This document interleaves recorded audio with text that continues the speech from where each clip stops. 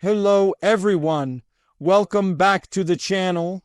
Today we are talking about a crisis so severe, so quietly devastating, that it threatens the survival of millions of people without the sound of bombs or the flash of headlines. This is the story of Iran's water crisis, a slow-moving catastrophe that has left nearly 28 million people struggling without reliable access to clean water. This is not a distant future warning. This is happening now. For decades, water in Iran was treated as an endless resource. Ancient Persia once mastered water management through qanats, underground channels that carried water across deserts with remarkable efficiency. These systems sustained cities, farms, and civilizations for centuries. But modern Iran turned away from that wisdom, replacing balance with overuse, political ambition, and short-term solutions. What followed was not sudden collapse, but a long and painful decline that has now reached a breaking point. Iran is a country where over 85% of the land is arid or semi-arid. Rainfall has always been limited, but for generations, people adapted. The real damage began when population growth, industrial expansion, and aggressive agricultural policies pushed water demand far beyond what nature could supply. Instead of adjusting consumption, the state chose extraction. Deep wells were drilled across the country, pumping groundwater faster than it could ever be replenished. Aquifers that took thousands of years to fill were drained in a matter of decades. Today, entire regions are paying the price. In provinces like Khuzestan, Sistan, and Balochistan, Isfahan, Kerman, Yazd, and Tehran's outskirts, water taps run dry for days, sometimes weeks. Families wake up not knowing if water will come today.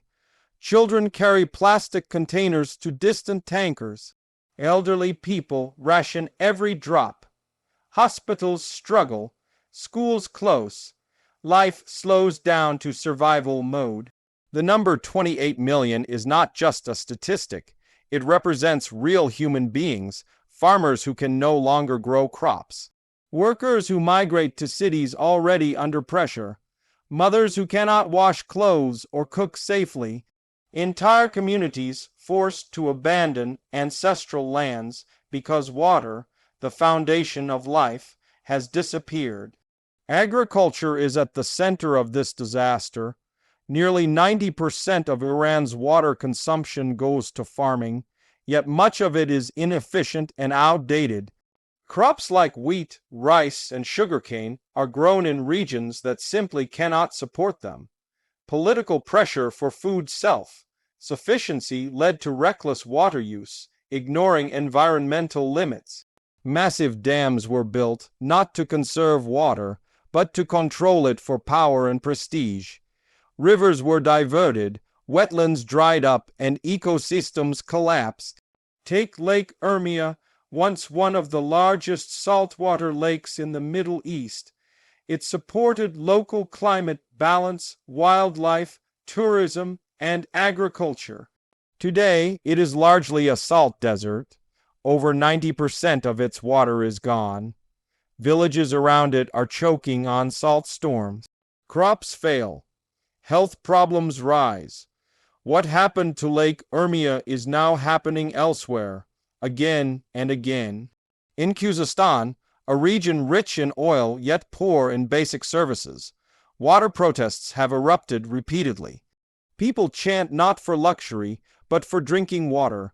Rivers like the Karan and Karkay, once lifelines, are now shadows of their former selves. Water is diverted to other provinces and industrial projects, leaving local communities desperate. When people protest, the response is often force, not solutions. Climate change has made everything worse. Rising temperatures increase evaporation. Rainfall patterns have become unpredictable. Droughts are longer and more intense. But climate change alone did not create this crisis. Poor governance, corruption, and lack of transparency turned stress into collapse. Warnings from scientists and environmental experts were ignored for years. When they spoke, They were silenced or sidelined. Urban areas are not safe either. Tehran, a megacity of over 15 million people, is sinking, literally. Groundwater extraction has caused land subsidence at alarming rates. Buildings crack, roads collapse. Infrastructure weakens. Once the ground sinks, it never recovers.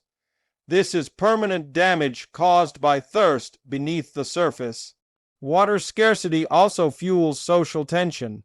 When resources shrink, competition grows. Provinces accuse each other. Rural communities clash with authorities. Migration increases, placing pressure on housing, jobs, and services in already crowded cities. This is how environmental crises turn into political and security crises. Health impacts are rising quietly. Lack of clean water leads to disease. Contaminated sources spread infections. Children are especially vulnerable. Salinity levels increase as water sources shrink, damaging kidneys and causing long-term health issues. Mental stress, anxiety, and despair spread as people feel abandoned by the system meant to protect them. Women often carry the heaviest burden. In many households, they are responsible for managing water. When water disappears, their workload doubles. They walk longer distances, manage rationing, and face health risks. Yet their voices are rarely heard in decision-making. The economic cost is enormous. Agriculture collapses, jobs disappear, industries shut down or relocate. Iran's economy, already under pressure from sanctions and mismanagement, bleeds further. Water shortages disrupt power generation, manufacturing, and trade. This is not just an environmental issue, it is an economic emergency. The government has announced plans and projects, but trust is low. Large-scale engineering solutions are promoted, while conservation, transparency, and public participation are neglected. Desalination plants are discussed, but they are expensive, energy-intensive, and slow to deploy. Without reform in consumption and governance, no technology can save the system. There are solutions, but they require courage. Modern irrigation, crop pattern changes, water pricing reforms, wastewater recycling, and restoring natural ecosystems could make a difference.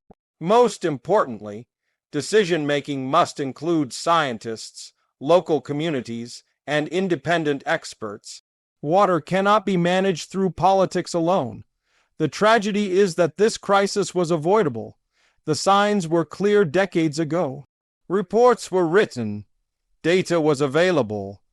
But denial, short-term thinking, and suppression of dissent allowed the problem to grow until it became too big to hide. For millions of Iranians, water scarcity is no longer a future threat. It is daily reality. When a child asks why the tap is dry, there is no easy answer. When a farmer watches his land turn to dust, hope fades. When a city sinks and rivers vanish, a nation stands at a crossroads. This is not just Iran's problem. Water crises are spreading across the world.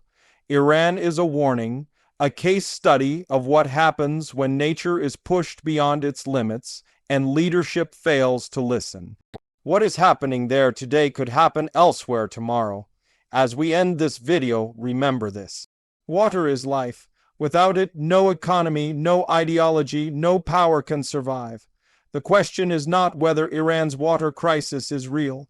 It is whether there is still time to change course before silence replaces rivers forever. If you found this report important, share it. Awareness is the first step toward accountability. Thank you for watching, and we will see you in the next video.